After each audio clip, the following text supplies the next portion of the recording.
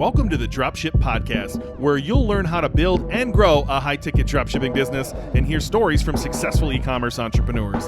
Let's kick this thing off.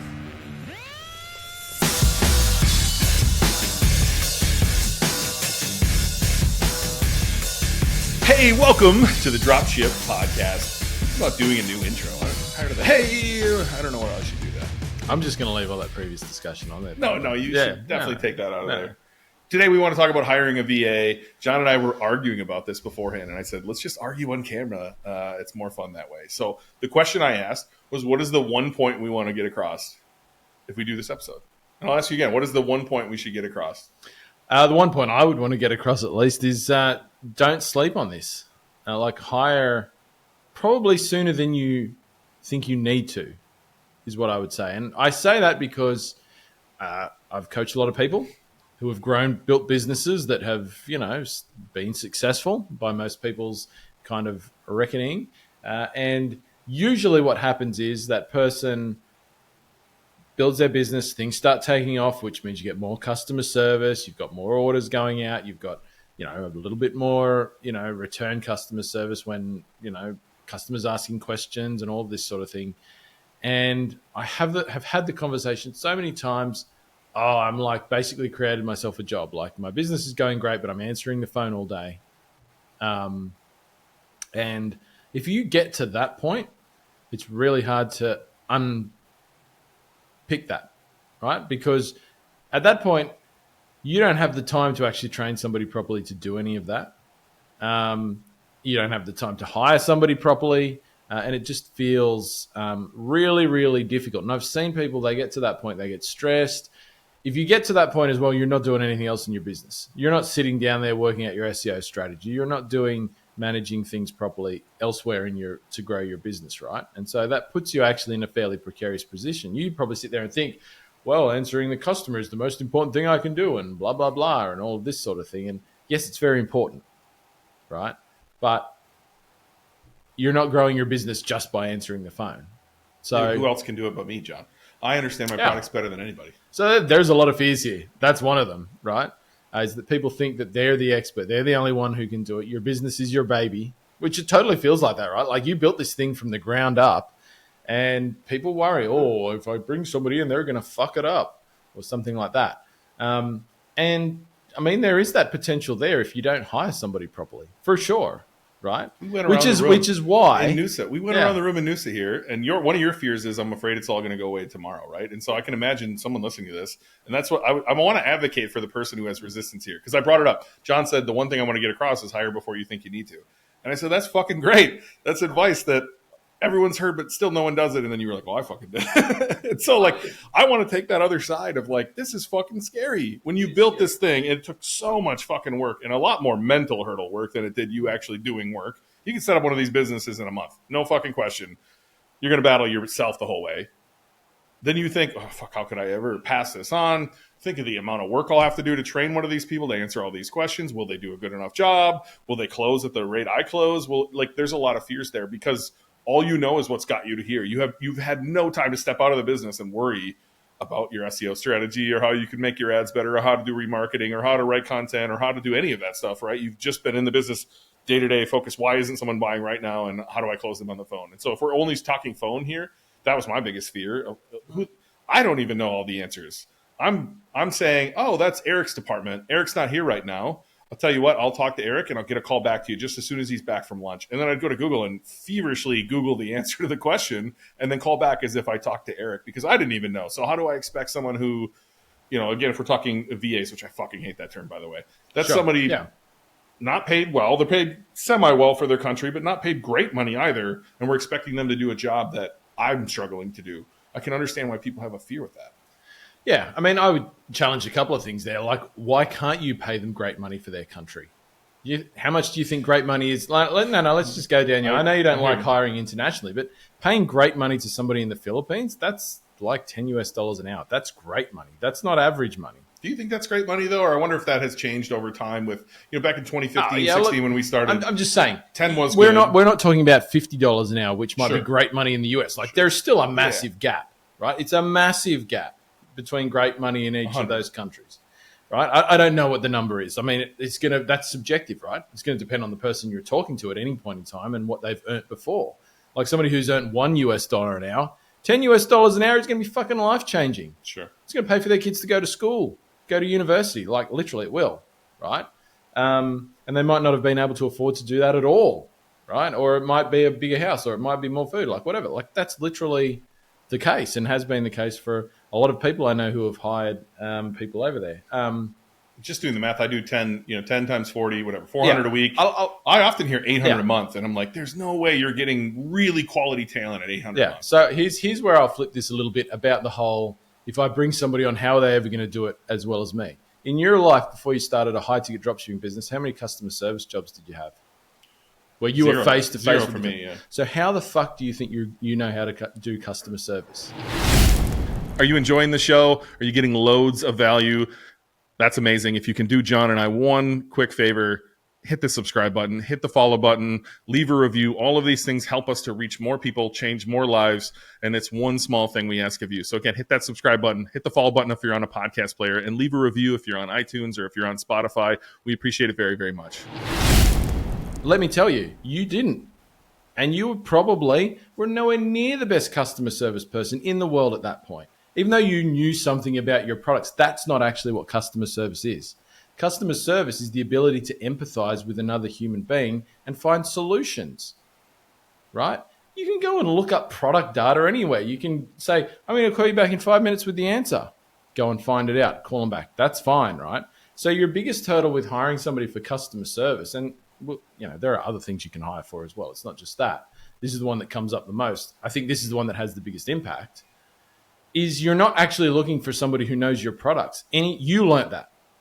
Anybody starting one of these businesses is unlikely to be the smartest person in the world. If you learnt it, another human being can learn it. You're not special. I love saying this. You're not a special butterfly, right? You're not. You might tell yourself that. Your mummy might have told you that, but you're really not. You're average, like the rest of us, like me, like you. And so if you did it, somebody else can do it. But once again, I recognized early on that I was actually not the best, that there probably were better people at customer service than me, right? Was it hard to take that step? Yeah, it was. It was challenging, right? But I was right. I'm not the best person at customer service, as you can probably imagine, right?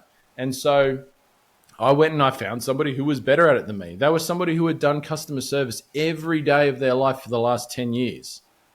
So do you think that in more challenging environments, I think the first person I hired for this, who worked for me for like 2 years, she was a call center operator for a big telco.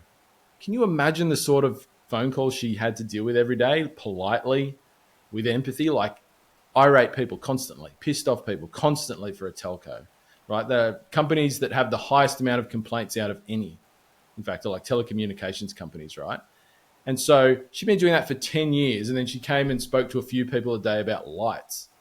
Like, knocked it out of the park because it was like ridiculously easy for her to do that. And yes, she had to learn about how the products were used and blah, blah, blah. But that took a couple of months. And then she was way better than I ever was.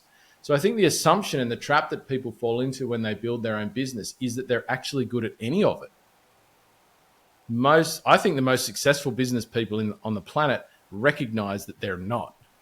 And you can find any number of billionaires who will say, my biggest skill is that I bring the right people together. I find the best people and I put them in a room and I just stand back and say, hey guys, here's the money, fucking go for it. So I see a lot of people reach this step, right? They're in my shoes. They're in, John's very direct. I only wish I had, we had a previous episode of what we like. This is one thing I like about John. He gets back to first principles and doesn't let his bullshit get in the way. So my bullshit got in the way, but I've often seen it happen to me. When you finally make that hire, that is a huge relief. Because if it's me, I've been thinking about this for months. I've been laying awake at night stressing about something that's never even happened yet. I'm just freaking out about it, right? And when you finally make the hire, you get a second to breathe. And then you fuck it up because you don't actually go train this person. Yeah. You hire them and you're like, finally, I did it. I got this off my plate. But you don't actually set that person up to win. So they might be good at customer service, but all that stuff that you thought you knew that was different, maybe you do know some of it, you didn't give that to them. You didn't teach them the values of your company so that they can express empathy in the way you express empathy. You didn't teach them to do the right thing the way you do the right thing. You didn't teach them about your products and the little nuances and the supplier opportunities you have, that you can do a little bit better deal with this brand than you can do with this brand. And so I fell into that trap. One of the first hires I made, it was a complete failure because I did that. I was like, oh, I finally made the decision. This feels so good. And then I didn't train them and it didn't work out so well. Right. And so I would encourage the person listening to this, if you did take John's advice, and you should, and you jumped off the cliff, that you spend lots of time training. I'll give you an example. Our good friend Kellen, he hired a call center, and he listened to every call for 6 months and every day provided them feedback on how they could do better.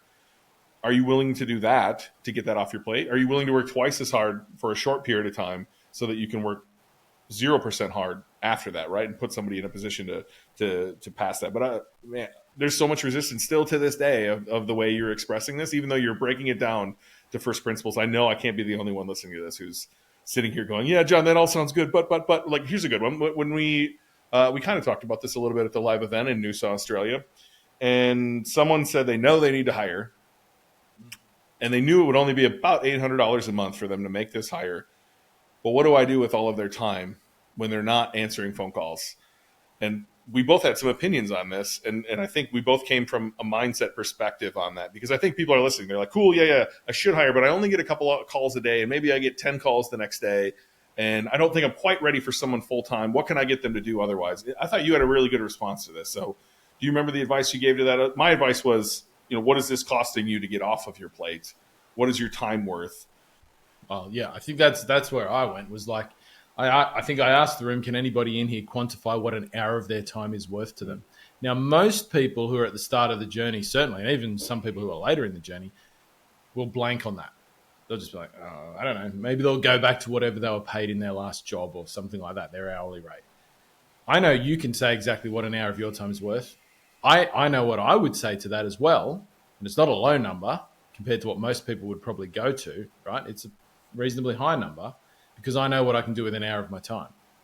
Now, let's say an hour of my time's worth $500 US, right?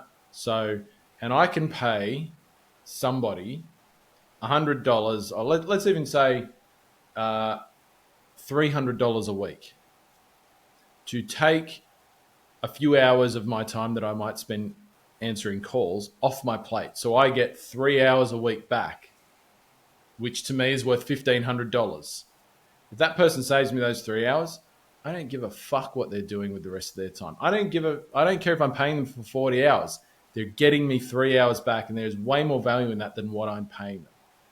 Now, yes, I'm not going to like hire somebody and say, well, I'm going to pay you for 40 hours a week, but you just work 3 and just do whatever you want for 40 hours. I'm going to try and fill up that time. I'm going to come up with some other things they could do. They could manage my fulfillment process. They could place orders with suppliers and deal with that. They could call all of my customers, like post-purchase, make sure they're happy, seek out reviews. There's a whole bunch of stuff you could get that person to do, right? But am I going to obsess over like, oh my God, they're not doing something for 1 hour of the week? Like their time's not filled. No, I'm not going to obsess about that. And that shouldn't be a barrier to doing it either. Like, it really doesn't matter. Focus on the benefit to your business of you not doing that thing. That's the goal of outsourcing, because at some point you become the biggest road bump in your business. This happens to everybody when you start off by yourself. And I'll tell you right now, if you've got dreams of building like an 8-figure business, and I'd say even less than that, you will not do it by yourself. You will not do it by yourself. So if you're like, oh, I'm just going to do this, I'm going to make $10 million a year, you can't. How big was your team in a business that got to that size? Yeah, we had almost 20 people at that point. Yeah, right? So this is why I say, if that's your dream, if you want to be up there, or even mid-7 figures or something like that, you've got to do this. Business is about solving problems. And at each level, there are just new problems. So when you're first starting out, your problem is building your business. It's getting suppliers. It's learning how to run ads. It's learning SEO. This is just another problem that you have to solve. And yes, it's going to be uncomfortable and all of that, but you've got to get used to uncomfortability because that's where the best outcomes lie. And I want to say as well, like we're talking a lot about customer service, which is definitely, I think, the most kind of challenging / demanding. It requires the most preparation to do it well. out of all the things you could probably outsource in a high ticket dropshipping business. But you don't have to start there. Like, you can kind of cut your teeth with like hiring somebody to do product uploads for you. I think that's a really easy no-brainer, right? If a couple of things go wrong with that, you just fix it. It's not a big deal. It doesn't have any real impact on your business. And so that's a great place to start. Most people are going to go get a bunch of suppliers and have maybe a couple of hundred products to upload, or maybe even more than that. And it's time consuming and it's annoying, but you can get that done for a really low amount of money, right? Cut your teeth on that. Get used to hiring somebody to do that task. Get used to putting together some simple instructions for them about how they should go about doing that. That's the big one. And I think after you do that, you'll probably be like, oh yeah, this was okay. Yeah, they didn't get it right, but I can see that, I could train them to like do it better the next time and that sort of thing. That's what's going to happen with customer service. You're going to have a couple of instances with somebody where maybe they don't have the conversation the best way they could, or maybe they miss a sale. Well, guess what? There's always more customers. There is always more money. What's important is that they improve. And if you're making improvements, then you're going to get to the point where they're doing the best possible outcome. Look, I got to touch back on the phone call one, because you made one more point live in person that I thought was really important. Yeah. The person in the room was stressing, what do I get to fill the rest of their time? What are they going to do when they're down? And you framed it as, right now, this person is framing this as, when they're not answering calls, they're losing me money. And that's just not the case, right? When you frame it in, I'm paying for this amount of time, they're going to fill up as much time as that as possible. They don't need to go do 14 other tasks in the business just to make sure that they're maximizing every minute. They're getting me back this time where I can go make a greater impact. And I thought that was a really great way to frame it, just the scarcity thinking around that. Look, I struggle with this too. If you're watching this and you're resonating more with me, I get it, because I went through all of this. And so I appreciate John's no nonsense, just like talking to you, but that's the truth. Like, you can't do everything in your business. And for a long time, you have to do everything in your business. So you shift into this must be the way. But you probably heard this before. Your 0 to 1 million is completely different than 1 million to 10 million. And that's the process somewhere. There might not be 1 million for you, but you have to switch from doing everything to hiring great people to do everything, and you focusing on how to grow your business. And it's hard. It's really fucking hard. Yeah. Yeah. Literally, I've seen it a few times. If you're still answering the phones yourself and you're doing $3 million a year in revenue, you're answering the phones and dealing with customers about 40 hours a week. If not more, yeah. So if that's what, like, you could do that for sure, but let me tell you, it's going to get unfun real quick. And you're getting paid well. You're probably taking home close to $500,000 at that point.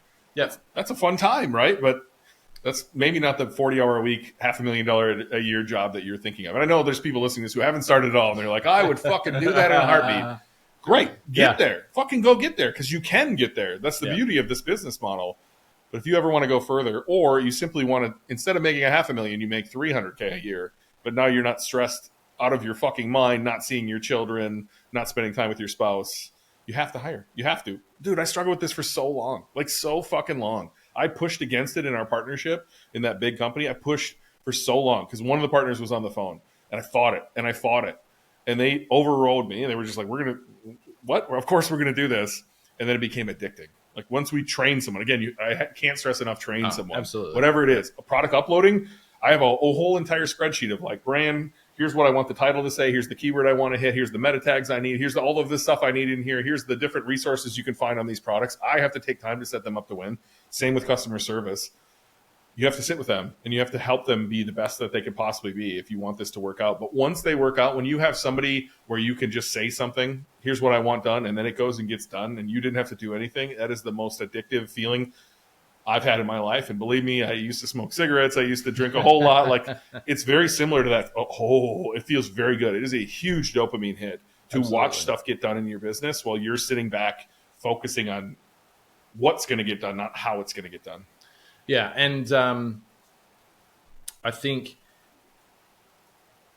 if we look at the reasons that people say to us why they're looking to get into this business model, I mean, as you would imagine, we talk to a lot of people who are interested in starting an online business. What is the number one reason they say? Still, always has been for me, and it was part of my reason in the beginning as well, is they want to get back control of their time. They want to be able to choose to spend time how they want to. right? Or where they want to, or with who they want to, or whatever version of it that is. It's not really ever about the number one thing about money for most people, to be honest. And so, like, if that's what you're trying to solve in your life, it doesn't make sense to just like disrespect your time in the way of just creating yourself another job. Like, surely for most people, I think that would actually be worth an amount of money to not have that be the case. Right. So I would, once again, I mean, if you feel resistance to doing this, like, look back at why you're doing it in the first place. You know, and if your why was that I want to be more in control of my time and my life, then I would say use that to drive you towards finding this solution in your business so that you remain in control of your time and you respect the why you actually got into this in the first place. There's so much resistance still here. I love that I'm sitting here and you're coaching me while we're on this podcast because I still feel it. I still feel the resistance to the control issues that I definitely have, to the perfectionism that I definitely have. And there might be some like fear of the unknown in there too. Like, how will this work out? Who knows? It'll probably work out well.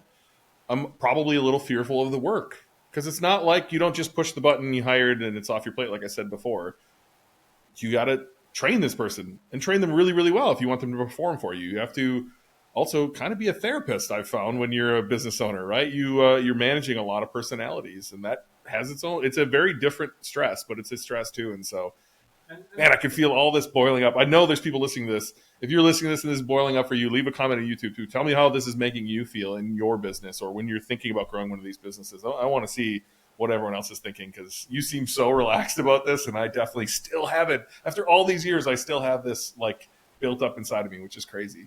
Dude, man, I was nervous about it. The first time I did, I'm obviously that was for me, that was quite a while ago, right? And yeah, I was nervous. It was challenging. I don't want to like brush over that with what I'm saying now, 10 years down or nearly 10 years down the track from when I started doing this sort of outsourcing and hiring people to do things.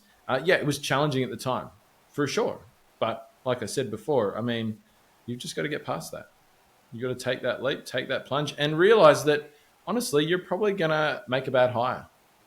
Every business out there, the best businesses make bad hires. It's never fatal. It's not going to be the end of your business. Yeah, it's going to be a bit of an inconvenience for you. It might slow you down a little bit because you're going to have to go back and find somebody else and go through that training process again. So yeah, you want to like minimize the chance of that happening by having good processes and planning ahead and putting together, you know, SOPs and instructional videos and all this sort of thing. But at the same time, like if that happens, it's okay. Like like I said, you miss a couple of customers. So what?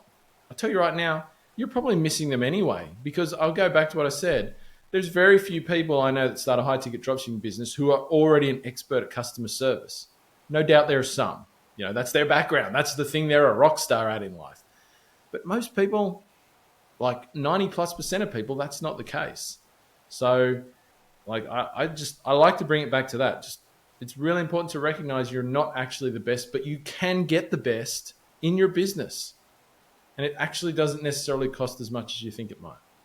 Yeah, I've definitely made some bad hires myself. So I think, like you say, fuck around and find out. Yeah, it's true. Look, we talked a lot about customer service because I think that is, if you've ever heard of the book, The One Thing, the whole premise of the book is what is the one thing such by which doing it would make everything else you're doing easier or unnecessary. And that is clearly the one thing for a lot of people at a very early stage in your business. When you're 20, 30, 40K a month in sales, you're right at that point where you should pull this trigger, and that's the one thing you should do. But there's other places that you can, you know, this question obviously says VA. I fucking hate the term VA. I don't get it. But like, there's other places you can hire help in your business, right? And so you mentioned one, product uploading. Are there other places you have seen have moved the needle in your business as you're working your way up that can help you along the way? I think product uploading is the simplest one. I've got a girl, I don't know if she listens to this. Shout out to Rose if she does. I think I have recommended her to 24 people at this point. She charges whatever, $4.50 an hour, something like that, does a wonderful job, understands my systems, understands SEO. I've trained her very, very well. And so she's very good at what she does. But where else have you hired people in your business? Because I'm struggling to think, you know, we hired uploaders, we hired customer service, then we hired someone to process the orders. Then we hired somebody on the front end customer service and the back end customer service. Then we got our own warehouse and hired somebody to work in the warehouse. Then we brought in a Google Ads person at that point, in-house, again, not an agency. And then we moved to more customer service. I think we had 4 different customer service people at that point because we had so much inbound coming in. And then right as I was leaving the company, we brought in a product sourcer who was helping us source all sorts of stuff like that. And they exploded. They doubled the team when I left. So that, if that doesn't tell you how apprehensive I was to hiring, they doubled the fucking team when I left the company. So where else have you seen this, John? You know, the big thing you didn't mention, content. Yeah. I forgot all about that. That's probably the biggest one that I agree with all of those things. Those are all definitely things I would have said. But content is the big one. You know, we're talking a lot on this show about how SEO, organic traffic, we're going to talk about the future, like the role that content will play in the future, which, spoilers, it's more content probably, is going to be super important. It's super important to your customer journey. It's super important to your email marketing, your retargeting. So you need to do content. Most people are not good at producing content. And yeah, somebody's going to be out there going, yeah, but you can just get ChatGPT to write you 50 blog articles tomorrow sort of thing. Yeah, sure. Right now you could do that. They're going to be pretty shit. Like, frankly, a human can still do it better. Every update is getting slapped by it too. Yeah. A human can use AI to help them with that task. Absolutely. And they should, right? But writing blog posts, writing unique product descriptions, these are all time consuming. I mean, that might be part of product uploading for you. Copywriting, yeah, for sure. Sales writing, writing emails or helping you at least edit AI generated emails, and loading them into your email marketing system. Like, these are, if you want to do any sort of volume in those things, once again, you should be the person who sets the SEO strategy for your business. And in the beginning, you might write some of the content, particularly like just to get that ball rolling and get it happening. And you might actually be one of the small percentage of people who are a really fantastic writer as well, in which case, great, but it's still a time-consuming thing to do. Like, how long does it take you to write a 1,000-word blog post? For most people, that actually takes like hours to write a good one, if they can even write a good one. Even with time, some people can't do that. So you're nuts if you don't outsource content production at some point. And it's really easy. You can go to somewhere like ProBlogger right now and hire somebody who has written content in your exact industry, probably for the types of products that you sell. So a lot of the time, you don't even have to train them on your industry, on your customer avatar or anything like that, because you can actually find, like, there's content about pretty much everything out there, right?